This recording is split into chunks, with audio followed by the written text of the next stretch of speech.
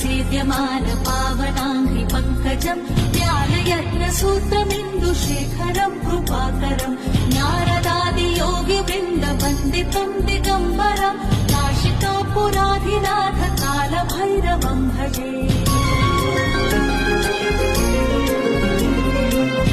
भानुकोटिभास्वरम् भवाब्धितारकम् परम् नीलकण्ठमीप्सितार्थदायकम् त्रिलोचनम् कालमालमम्बुजाक्षमक्षशूलमक्षरम् काशिकापुराधिनाथ कालभैरवम् भजे